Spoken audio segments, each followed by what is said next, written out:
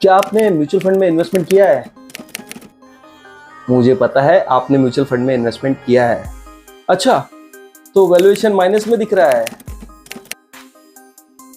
घबराइए नहीं, आज वही बताने आया हूं कि जब म्यूचुअल फंड के वैल्यूएशन डाउन हो तो क्या करना चाहिए। तो वन बाय वन आपको समझाता हूं। चलिए दोस्तों, आपका वैल्यूएशन माइनस में आ ही गया तो उस समय क्या करना चाहिए, मैं वन बाय वन आपको समझाता हूं। सबसे पहला, धैर्य रखिए। धैर्य मेरा इन द सेंस बोलने का मतलब ये है कि एक सक्सेसफुल इन्वेस्टर जो होता है वो ये सिचुएशन से डगमगाता नहीं है कि देख लिया माइनस में है चलो निकाल देते पैसा। नहीं, पहले तो आपको धैर्य रखना है। माय डियर फ्रेंड्स, देखिए जो मैं आपको बात बताने जा रहा हूं ये आप अपने दिमाग में एकदम रख लीजिए। जो मैं बताने जा रहा हूं, देखिए स्टॉक मार्केट जो है ना, शॉर्ट टर्म में ना फ्लक्चुएशन होता ही है।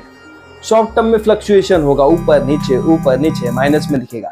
बट एक चीज आप हमेशा से जान लीजिएगा बात, कि लॉन्ग टर्म में ना स्टॉक मार्केट हमेशा परफॉर्म करके आपको रिटर्न बना के देता है। अगर हमारा वैल्यूएशन माइनस में दिख रहा है तो दूसरी सबसे बड़ी गलती जो हम हर इन्वेस्टर कर देता है वो है रिडम्पशन। हमें रिडम्पशन से बचना है। ये नहीं कि मार्केट डाउन हुआ और हमने अपना पूरा पैसा ब्रेक डाउन करके निकाल लिया, तो ये सबसे बड़ी गलती होती है। इससे हमें बचना है। मैं एग्जांपल के साथ आपको समझाता हूँ। इक्विटी म्यूचुअल फंड में अगर आप पैसा निकाल रहे हैं, रिडम्पशन कर रहे हैं बिफोर 1 ईयर, तो आपको 1% का एग्जिट लोड लगता है।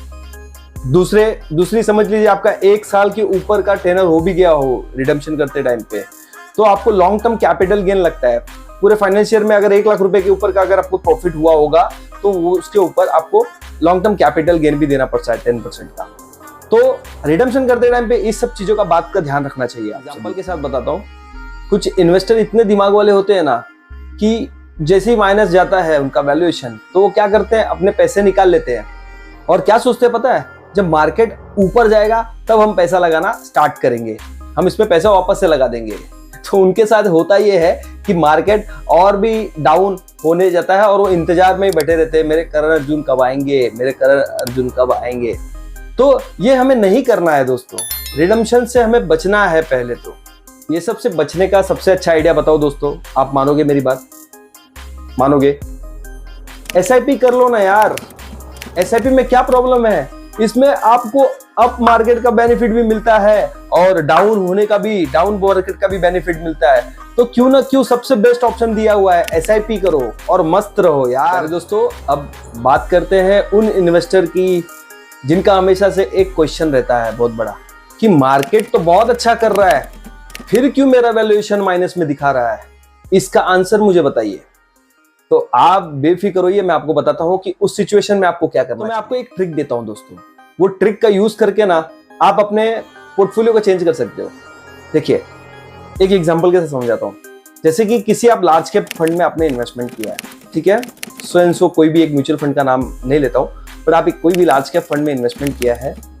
आप उस लार्ज कैप फंड को किसी दूसरे अच्छे एक म्यूचुअल फंड कंपनी से कंपेयर करो। उसके लार्ज कैप से करना, मिड कैप से मत करने लगना, क्योंकि हम large cap to large cap compare करेंगे।